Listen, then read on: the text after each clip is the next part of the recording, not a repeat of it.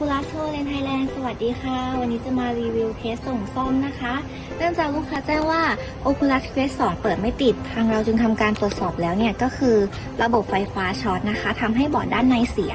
ทางเราจึงทำการแก้ไขบอร์ดเรียบร้อยแล้วค่ะตอนนี้สามารถกลับมาใช้งานได้ปกติแล้วค่ะ